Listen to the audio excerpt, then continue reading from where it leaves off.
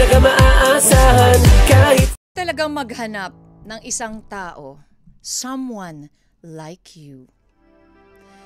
Ka-vibes! Welcome to Love Me Kathy G and happy Tuesday everyone. Siyempre, Love Me Kathy G na po. Kasama nyo na naman po ang guidance nyo sa Usaping Pag-ibig. Kathy G, ano kaya ang mas masakit ka-vibes? Yung bigla na lang nawala o hindi nagparamdam o yung nandyan pa rin pero biglang nagbago yung pakikitungo sa'yo? 'Di ba? Parehas masakit eh. Parehas na magkakaroon ng tanong kung ano ba nangyari. Ha? 'Di ba parehas masakit? Oo, lalo na kung alam mo naman na wala kang ginagawang masama. Kapag biglang nawalang paalam, magtataka ka, hahanapin mo, aalamin mo bakit di siya nagpaalam. Kapag bigla naman siyang nagbago sa pakikitungo sa'yo, mapapaisip ka rin kung may nagawa ka ba, kung ano ang dahilan. Ayan na, kasi kung minsan nagiging insensitive tayo eh. Hindi natin alam yung mga actions natin na yung napapakita natin before ay iba na biglang nagbabago. So minsan yung tao din, nagbabago din siya ng pakikitungo dahil nabago yung pakikitungo mo sa kanya. Nagkaroon ka na ba ng mga kaibigan na ganyan ka-vibes? Yung bigla na lang or unti na lang nagbago. Bakit? Bakit nagbago? Eh baka naman may ginawa ka. Baka naman hindi ka okay. Andiyan ka lang kapag kailangan mo siya. Pero kapag hindi ka kailangan or hindi mo siya kailangan, dinidedma mo, wala kang pake, wala kang care. Ay, may hugot. Alam natin sa lahat ng bagay sa mundo ay nagbabago kahit tao. And nothing is constant. Sabi nga ni Jose Marichan, life is a constant change ka-vibes. And kahit na nararamdaman natin towards a person na nagbabago, pero hindi naman lahat ay masama. 'Di ba? Sometimes yung pagbabago ay para mas tumibay ang relasyon. Minsan kailangan lang natin mag-compromise para mas mag-grow at mas tumibay yung relasyon. Minsan kailangan lang din natin na yung relationship or tumibay yung samahan. Kumbaga, you're both changing for the better. Pero meron na yan na totally opposite yung pagbabago. 'Di ba? Yung bigla talagang magtataka ka, anong ginawa ko?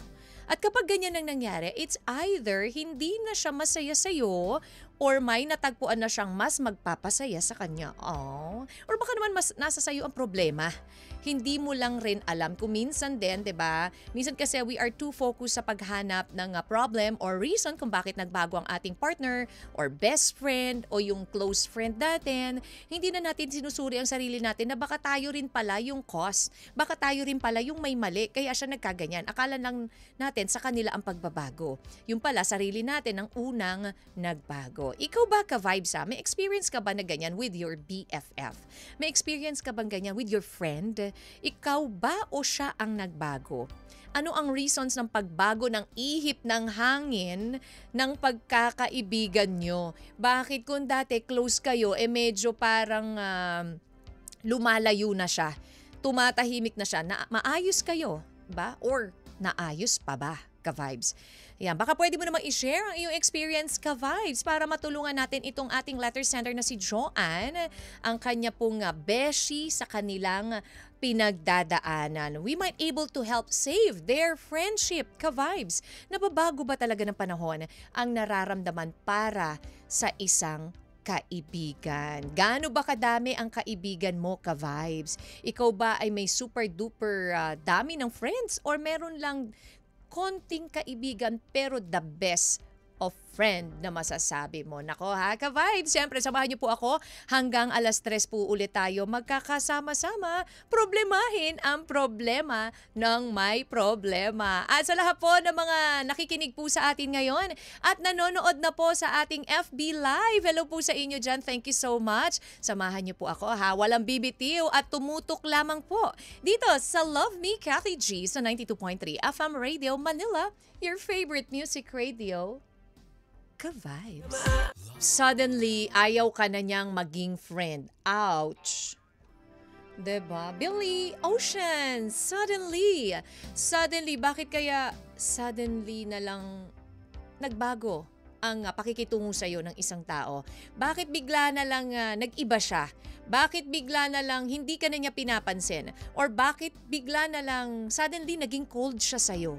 'Diba? Ang daming question eh. Ang dami mong gustong malaman. Bakit? Ano nangyari? Ano ba ginawa ko? Pero 'di ba, sabi ko nga, bago mo itanong 'yan sa kanya, tanungin mo rin muna yung sarili mo. Ano bang ginawa mo? Meron ka bang napakitang hindi maganda sa kanya? If you think na wala, 'di ba? Baka nga trip niya lang. Well, nababago ba ang panahon? Ang nararamdaman para sa isang kaibigan, ka-vibes? Ikaw sino ba ang BFF mo? Nagbago ba ang pakikitungo nyo sa isa't isa? Nalayo ba siya sa'yo, ka-vibes?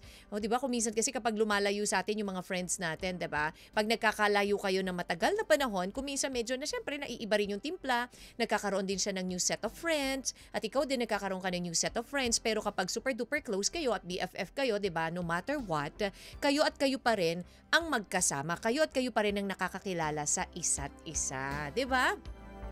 Smile ka naman dyan, ka-vibes, kahit na medyo sakit na ng ulo mo dahil nako may nakaamba na naman na pagtataas sa presyo ng gasolina. Naku naman, talaga naman ayaw tumigil ng pagtataas, 'di ba? Well, ipag-pray na lang din po natin ang kapayapaan po na nangyayari sa Iran at sa Israel at yung mga bansa pa na nakikisali na rin. Naku po, sana magkaroon na ng katahimikan at kapayapaan. And of course, siyempre, sa mga Manileño naman, nakagaya ko, nako Manila Day. Ayan, basaan din ngayon San Juan. San Juan Bautista. Nako, I remember nung ako'y nag-aaral pa ng Dominican talagang mababasa ka. Pero ngayon may designated area na lang po para kung saan kayo pwede magbasaan. Ayan. Kasi nga, 'di ba, nagkaroon ng issue, nagkaroon ng problema, yung may mga nabasa at saka yung iba naman kasi kinukuha na sa kanal. Wag naman ganon. 'Di ba, galing sa trabaho or pupunta ng trabaho, tapos babasain mo ng maduming tubig, 'di ba? Mga ka-vibes po natin, happy fiesta dyan po sa Maynila and San Juan. Ano ba ang mga handa? Sarap makifiesta, no? Ikaw ba ka-vibes na subukan mo na ba makifiesta? Ang daming handa ko. Hindi ko pa nasubukan makifiesta Mamaya nga, masubukan.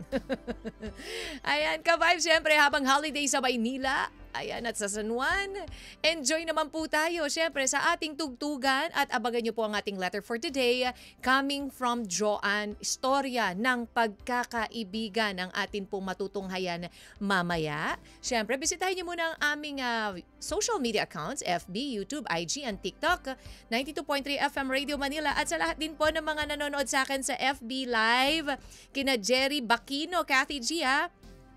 Lagi po ako sumusubaybay sa programa mo. Thank you so much.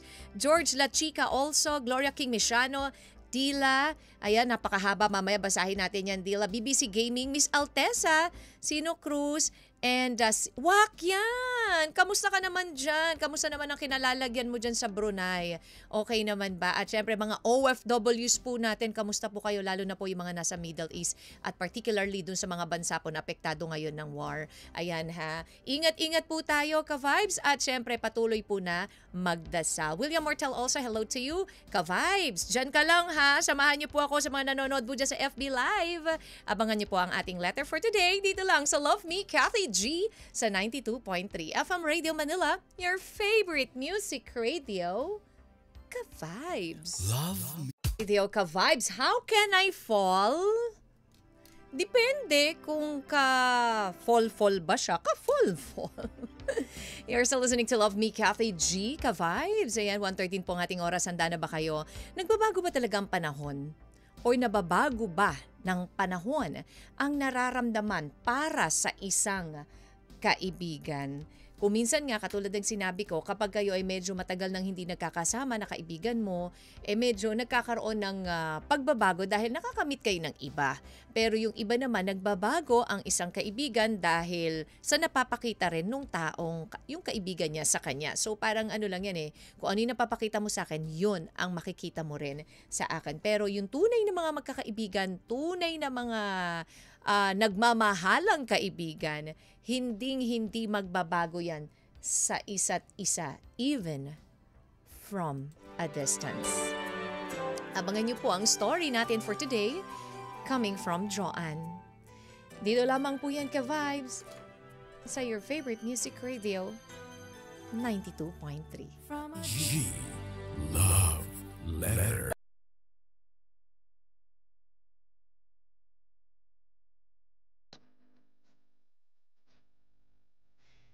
This love letter is from Joanne. Dear Kathy G, magandang araw sa iyo at isang mabiyayang hapon sa lahat ng mga sumusubaybay sa inyong himpilan. Itago niyo na lamang po ako sa pangalang Joanne. Ang aking ibabahaging kwento sa inyo ay tungkol sa pagkakaibigan na matagal man na pinaglayo ng tadhana ay nananatili pa ring tapat at totoo sa isa't isa. Oo, Kathy, ang pagkakaibigan namin ni Lina ay parang pinagbuhol na lubid.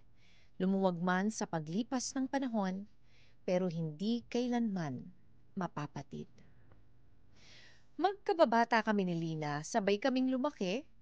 Magkaiba man ang estado namin sa buhay, pero magkasundo naman kami. Labandera ang nanay ni Lina, Kathy, samantalang ang aking pamilya ay nagmamay-ari ng hardware dito sa aming lugar. Mga bata pa lamang kami, Kathy. Pangarap na namin ni Lina ang makapagtapos ng pag-aaral. Gusto kong maging engineer, samantalang si Lina naman ay pangarap na makapag-nurse at makapagtrabaho abroad. Pagka-graduate namin ng high school ni Lina, sabay kaming pumasok ng koleyo. Natupad ko naman ang pangarap ko na makapag-engineer. Pero Kathy, si Lina ay kumuha ng kursong pagkaguro. Dahil nga isang hamak na labandera lamang ang nanay ni Lina, hindi nito kayang pag-aralin siya sa kursong nursing. Nakapagtapos ako, Kathy, ng pag-aaral, samantalang si Lina kinailangan niyang huminto dahil bilang panganay, kailangan niyang suportahan ang kanyang mga kapatid at tulungan ang kanyang ina sa paghahanap buhay. Lumipas ang panahon, Kathy. Naging abala ako sa aking trabaho, umalis na rin ako sa dati naming bahay dahil malayo ito sa syudad kung saan ako nagtatrabaho. Dahil busy ako sa work, ay nagkaroon na rin ako ng mga bagong kaibigan. Nawalan na ako ng communication kay Lina. Wala akong kamalay-malay dahil matagal na akong hindi umuuwi. Madalas palang nagpapadala ng sulat si Lina sa aming dating bahay. Hindi rin ito nagmimintis kapag may mga espesyal na okasyon gaya ng kaarawan ko. Makalipas ang 10 taon, Kathy, kaarawan ko ng araw na yon, umuwi ako sa aming dating bahay.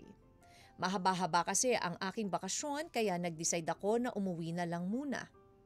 Pagdating ko sa aming lumang bahay, iniabot sa akin ng aming katiwala ang mga sulat. Pagtingin ko sa pangalan ng nagpadala, laking gulat ko na ang lahat pala ng mga liham ay galing kay Lina.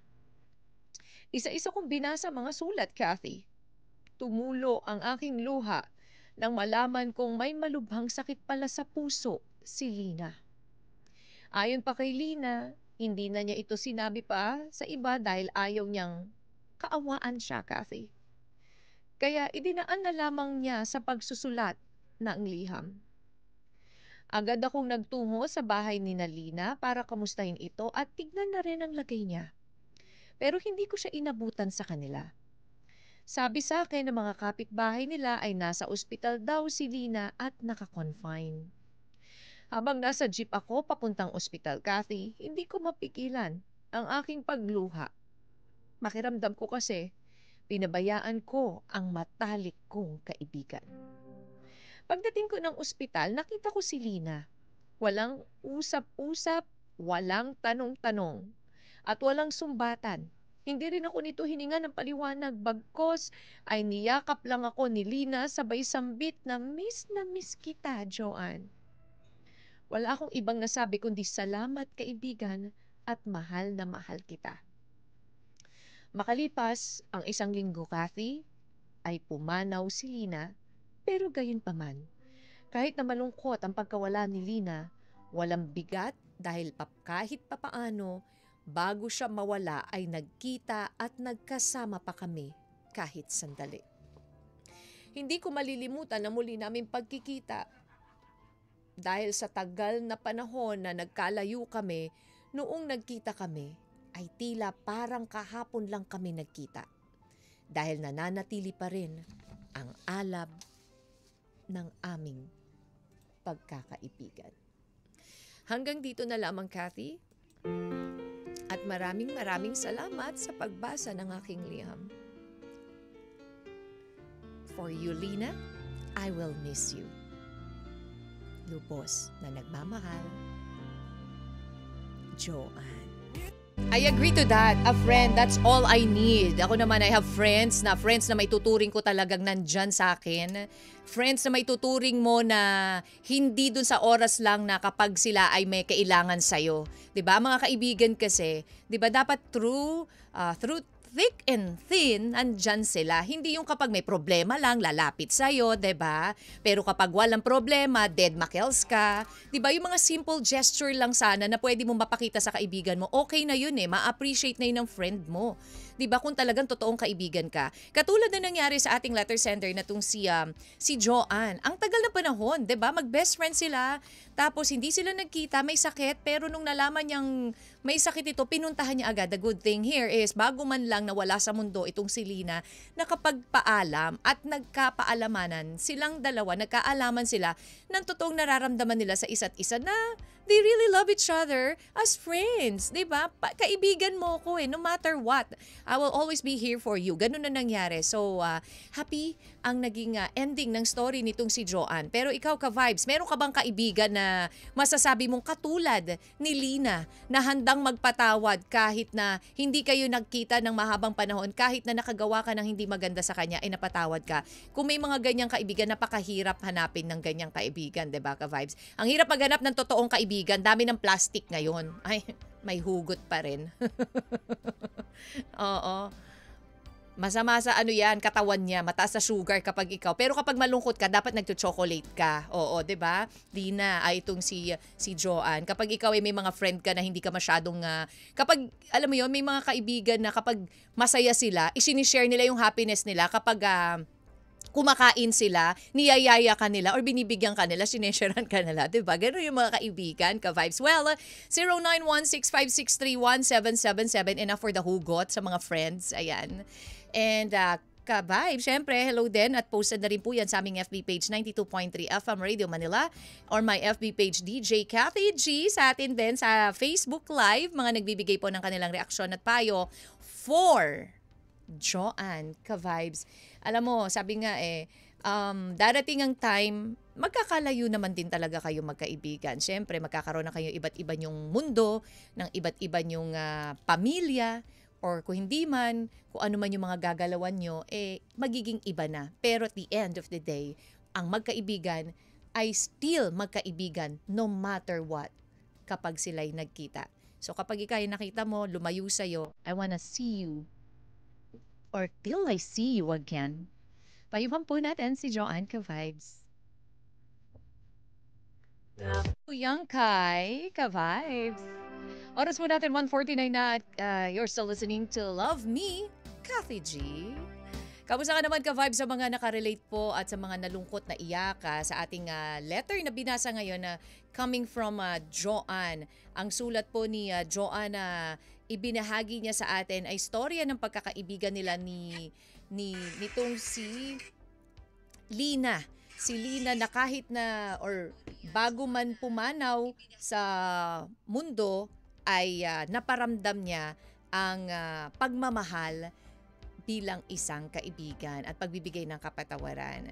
Ayan, nako, ka-vibes, alam niyo po ba, ayon po sa pag-aaral, kahit na usually intimate and emotional yung pagkakaibigan ng mga kababaihan, mas mataas daw ang tsansang masira ito dahil may mas mataas na level of trust and support na required kapag ito hindi nakamit o na-violate ay humahantong sa pagkasira ng pagkakaibigan. Oo, kasi naman ang mga kababaihan very emotional, 'di ba?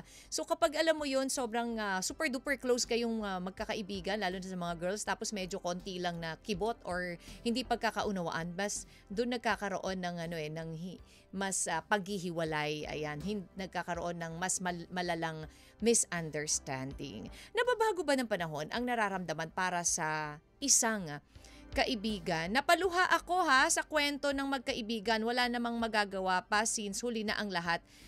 nang mabasa ang mga sulat ng kaibigan niya. At least, nagkita sila. Sabi ni Vidalin Aquino, thanks Vidalin. Ayan, may hula rin si Vidalin sa ating title for today.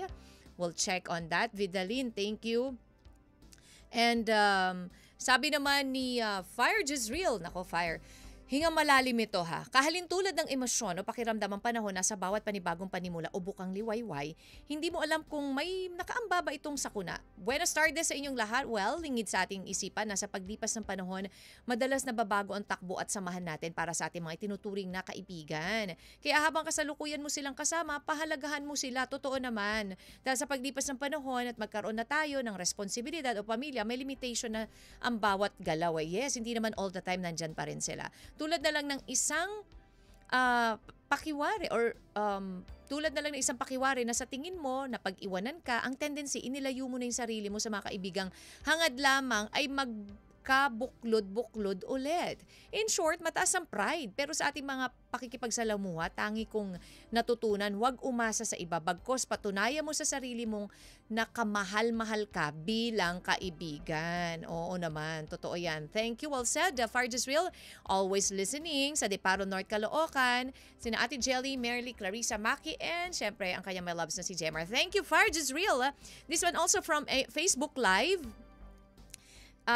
Kathy G, sa question for today, siguro po dahil hindi consistent sa communication for the letter sender, Joanne, maswerte ka dahil naunawaan ni Lina at for sure, masaya siya kung ano yung narating mo ngayon at binigyan ka din ni God ng chance na makasama at makita si Lina bago man siya pumanaw. Lesson na din sa atin na maging blessed tayo na nandyan ang friends natin. Diba? Let's be thankful na kapag may tao na nandyan willing to listen to you sa mga hanash mo, sa mga pinagdadaanan mo, be thankful because merong kaibigan kang matatawag. Diba? Napaka-rare na mga tao na pag may pinagdadaanan ka, willing makinig sa'yo. So treasure those friends, diba? Ka-vibes. Huwag mo ipagwalang bahala. Dahil pag nawala yung mga yan, wala na, 'di ba? Hindi mo na pwedeng balikan pa. Hanggang sa huli nagkita pa rin sila ng kaibigan niya bago man lang siya pumanaw sa mundong ito. Sabi ni William Mortel. Thank you, William Mortel. And hello Jerry Bakiro, Roque Asuncion. Ayan, hello sa mga nanonood po sa atin sa FB Live. Kay Idol, lagi akong sumusubaybay sa iyo. Thank you. And this one last muna to ha from Yausap. Standby Adila. And from Facebook Live also, Kathy Jean, lungkot ng story. Ayaw ko mangyari sa amin ni June Marian, ang aking friend. Ang ganyang sitwasyon. Kaya kahit malayo siya, lagi kami nagchat-chat. Oo, di ba? Communicate. Yun ang po ang importante. Pabati po kami dito, JSL Fashion Couture, Imus Cavite, Jonathan Latona, Ate Tess, Ate In, and me, Yausap Gaylord Bengson. Thank you so much, ka-vibes. And we still have time. Kaya nako, tuloy lang po ang inyo pong pagpapadala ng inyong reaksyon at payo para sa ating letter sender na si Joanne. At sa mga huhula naman po, make sure meron po kayong reaksyon at title of the story at ipadala sa 0916-563-1777 for a chance to win 500 pesos ka-vibes. At wag din BBTO, dyan po sa mga nanonood po sa ating FB Live, tuloy lamang po ang ating tugtugan dito sa Love Me Kathy G sa 92.3 FM Radio Manila, your favorite music radio, ka-vibes. From Boys to Men, ayan, diba? Lalo na kapag, alam mo na, patawarin mo na, yung unbendedness na nga siya, may hingi ng tawad sa'yo, hindi pa ba patatawarin? Tapos may dalang flowers and chocolates. Ay, sige, pinapatawad na kita. Ang ating pong letter sender na si Joanne ay sinare nga po ang kanyang story sa atin ng kanyang best friend na si Lina, na nagkalayo po sila po'y magkaibigan, magkaklase, isang mayaman, isang mahirap, pero nagpursige para makapagtapos. Hindi sila nagkasama ng matagal nitong si Lina dahil nagkalayo sila until nalaman na lang niya na ito palang si Lina ay may malubhang sakit. At may mga letters na pinapadala pala si Lina nung nagkalayo sila. Hindi niya nakikita kasi nasa old house. At doon niya lang nalaman na ang dami na palang letter sa kanya, ang dami na palang liham sa kanya nitong si Lina. Until nalaman niya nga na may sakit, pero good thing, nagkita pa sila bago man pumanaw itong si Lina. Hindi naging yung kanilang huling sandali ng pagkikita ay naging makabuluhan. Ayan na. Alam niyo po ba, ang trauma nung pagkawala ng kaibigan nakakaapekto sa physical, psychological at social well-being ng isang tao, ka-vibes ha. And ayon po sa pag-aaral, noong 12 months daw ang kadalasang grieving period, pero sa mga bagong pag-aaral, maaari itong umabot ng hanggang 4 years. Ganun katagal ang pag nawawala ang isang kaibigan. Siyempre, 'di ba? Para nga rin diyang jowa mo para din yang boyfriend, girlfriend or asawa mo yung treatment mo sa best friend mo, 'di ba? Kasi lahat nga nalalaman niya. Kung minsan nga mas nagiging open ka pa sa kanya kaysa sa ibang tao kaysa sa mga pamilya mo Ganon ang pagkakaroon ng kaibigan, ng best friend. Sabi ni Dila, Kathy G from Facebook Live. Same din ang situation namin ng best friend ko ngayon. Sa amin po kasi nag-start ako, mawala ng gana sa kanya. Kasi pag hindi ko po napagbigyan, yung gusto niya, lagi ko nakikita, nagpo-post sa FB na may halong panumbat tapos lahat na lang ng pagbabago sa itsura ko after ko manganak ay lagi na lang napapansin to the point na I'm losing my confidence and inner peace lalo na tuwing lagi niya kino-compare lahat ang buhay namin. Ayan, nasasaktan ako, DJ Kathy G. Imbes na siya maging sandalan ko, siya pa palang nagbibigay ng bigat ng loob ko. Oh, hindi true friend. Yung ganyan, kaya for my peace po, DJ, kahit po masakit, lumayo na lang muna ako sa kanya. That's the best thing na ginawa mo. I also unfriend her sa social media para hindi ko na makita mga post niya. Now, kahit hindi kami nag-uusap, namimiss ko siya pero masaya na rin ako na wala akong iniisip na manghuhusga sa akin. I want her to realize na below the belt na siya pero hindi po ako galit sa kanya. DJ Kathy, I just want space for my peace of mind sa sender natin. If your friend ay bigla na lang hindi na pinansin, try ask yourself po, baka nakasakit ka ng hindi mo namamalayan or she wants space lang muna. Wow, Dila. Oo, nakakalungkot naman, 'di ba, na yung dapat na maging supporter mo, number one din na supporter mo or kasama sa mga supporters mo, yung best friend mo tapos siya pa yung manlalait sa'yo, di ba? Hindi naman kaya, baka naman, alam mo yon kasi ang mga kaibigan din very, sila straightforward sinasabi talaga nila sa'yo yun. Pero para i-post sa social media, parang iba naman na yun. Di ba? You could at least, dapat sinabi na lang niya sa'yo directly na, uy, lumalaki ka na, lumalaki na yung katawan mo, which is normal kapag ang isang babae ay nanganak na, di ba? Kapag hindi masyado pa at naiintindi yung katawan, ganun na nangyayari. And better at tama yung ginawa mo na medyo ilayo mo muna para mas magkaroon ka ng peace of mind. Thank you, Dila, for sharing your story. I mean, your experience sa iyong friend. Kathy G, shout out po again dito sa Valenzuela.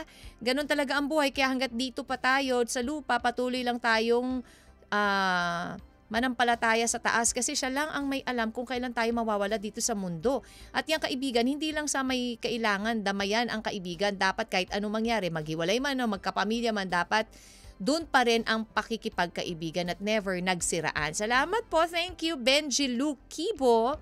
Ayan, sa iyong panonood at pakikinig po. And saying hello sa biyahing Victory Liner, Tugigaraw, Avenida, nakikinig po sa 92.3. Thank you so much. Ayan, ingat po mga ka-vibes po nating driver and ka-vibes. Tuloy lang din po sa ating tugtugan. Nahulaan mo na ba? Padala na po nyo ang inyong title, ang inyong hula sa ating title for today sa 0916-563-1777. Walang bibitiw, ka-vibes, dito sa Love Me, Kathy G sa 92.3 FM Radio Manila. Your favorite. Yung takbo ng oras na para makasama ko pa kayo pero kailangan ko nang umexit, di ba? May bukas pa naman, ka-vibes. Jason Marvin, oras, di ba? Alam mo, very important ang oras. Ang kapag alam mo yon, lagi natin sinasabi, wala akong oras wala akong panahon. Laging may oras kung gugustuhin lang natin. Ka-vibes, at katulad ng ating letter sender na si Joanne, nagkaroon siya ng oras para dito sa kanyang kaibigan na si Lina nang malaman niya nga na ito pala ay sumusulat sa kanya napakarami ng liham pero hindi nakakarating sa kanya. Yun lang, nung nagpunta siya doon sa kanilang old house, ancestral house, doon lang niya nalaman na, Kathy G, dami na pala niyang liham sa akin. Hindi ko nasagot. Best friend ko tong si Lina mula pagkabata. 'Di ba? Kami ang magkasama. Ngayon, buti na lang, talagang will din ni Lord na magkita pa sila. Dahil nalaman niya may sakit ito, pinunta niya sa hospital, nakita sila at doon nila doon sila, wala nang sabi-sabi. Basta nagkapatawaran na lang sa hindi nila pagkakita or sa walang explanation. 'Di ba? Ganun ang tunay na magkaibigan. Wala nang explanation. Basta tayo nagkaintindihan tayo. 'Di ba? Minsan nga magkatitigan lang kayo kapag kayo magkasama. Alam nyo na kagad kung ano yung gusto nyong sabihin sa isa't isa. 'Di ba? 'Yun ang totoong pagkakaibigan. At 'yun na nga ang nangyari sa ating sender na si Joanne at si Rina. Pahabol lang sabi ni Rina D. Kathy G. for Joanne. What was the caretaker plan for not informing her, Joanne, about those letters from Lina sent to their provincial house? Diba, don't they have any ways on how they could give or send those mails to Joanne? Thank you and have a safe afternoon. Oo nga naman. Good observation, Rina, ha? Baka hindi na sinabi. Actually, hindi naman na mention ni Joanne nga kung paano. Bakit nga ba? Hindi sila sinasabihan. Basta siguro yung caretaker, sige, tago ko na lang, Kati G. Oo. Thank you, Rina D. Lemon Labrador, Kathy G, good afternoon. Pray for Qatar after the US Airways. Sige, oo, talaga naman, kailangan po nating magdasal lahat. Lalo na po, yung mga kababayan po nating OFWs na nandyan po sa mga bansa na yan na nabanggit po natin na meron pong war. Ayan. Thank you, Lemon Labrador. And sa lahat po ng mga nakisali, sumama sa akin sa for the past 3 hours, ka-vibes dito sa Love Me Kathy G at nagbigay po ng mga reaksyon at payo at nanood sa FB Live. Maraming salamat po, ka-vibes ha. Alam niyo po, ang tunay na magkaibigan na hindi nasusukat sa lapit o layo. Bagkos nasusukat ito sa pagiging totoo mo, nakaharap man siya or nakatalikod. Good to hear, Joanne, na nagkaayos kayo ni Lina bago man siya pumanaw. Mas magiging at peace siya dahil dala niya yung kapatawaran at kasiyahan sa kanyang puso. You know what? Isa sa pinakamahalagang investment sa buhay ay yung pagkakaroon ng tunay at tapat na kaibigan na matatawag natin at anytime na kailanganin natin, nandyan sila. Thank you so much for sharing your story with us, Joanne. At sa mga gusto pong mag-share din ng kanila pong story, mag-email lang po kayo sa lmtkathyg@gmail.com or mag-PM po sa 92.3 FM Radio Manila. And ka-vibes, until tomorrow, magkarinigan po ulit tayo dito sa Love Me Kathy G. Susunod na ang, syempre, magpapasaya ng inyong merienda, ang team Banana Crew! Kasama ang kuwelang tambalang Yeah! Ako pa nag-isang beshi ng bayan at ang Diyosa ng kalsada. Walang iba, ako pa si Jaiho. At syempre ako naman ang chinitang chika Dora, ang bestie mo, ang at Kim Chorva. Oy, ka-vibes. Ayan, syempre kanina nasagot na to ni Kim eh. Kaya si Jai ang tatanungin ko, Jai. Ikaw Yes, naman alam ko ate. na bukod sa menudo, bukod sa egg, Menudo at saka torta. tortang talong. Ano pang isang pagkain na magpapabago ng mood mo? Ako, ang nagpapabago ng mood ko talaga siguro, it's either sinigang na napaka-asim. Uy, gusto ko rin yan. Yan, na oo. kahit na anong klaseng, basta sinigang. Oo, fan ako ng Pero pinaka-along dun sa mga klase ng sinigang, ano yung pinaka-gusto? pork talaga. Pork The sinigang. classic sinigang, pork Sarap. sinigang, yes. Tapos may gabi. Totoo. Sarap. Kaya lang kasi umaga kami nun eh. Ay, Iba pala yung gabi. Iba pala yun. Sorry. Ay, Ayan. iba yun. Sorry. So, yan, sinigang sa akin, pork sinigang, the classic one, na may sile, kalamansi, tapos patis. Mahilig ako sa ganun talaga. Yung kahit naman lasang-lasa ko na yung pagkasinigang niya talaga, pero nag-iiba pa rin yung feeling. Iba pa rin kapag may patis, na may kalamansi. sili. Yes, totoo. Diba? Comfort food ko kasi talaga ang tortang talong at saka ang menudo. So parang feeling ko pag sad ako, kailangan makain ko talaga siya kasi parang nakakabago siya ng mood na Totoo parang naman. nagiging okay ako talaga. Correct, di ba? Pero ako kasi kahit na anong klase, pero isa yon. Ako naman shrimp. Ay, yes. Oh, diba? sinigang sa Sarap. hipon. Hindi kahit nga salted shrimp. Oo, or Diyos ko, buttered shrimp. Papapakin talaga siya. sarap, diba? Oo, Yun yes. talaga. Nagutom ka rin. Actually, Minsan ang hirap din pag-usapan yung mga ganyan sa oras natin kasi hindi na to lunch eh. Totoo. Merienda na kasi correct. to. Pero sa merienda, sige, Ayan. pag merienda, ano yung masarap na gustong-gusto nyong imerienda? Ako. Quick talaga ako. Quick, fish ball, kikiam, chicken Yan. balls, ganyan. Pero meron din akong hinahanap na minsan parang pag nandun na, hindi ko naman palabit.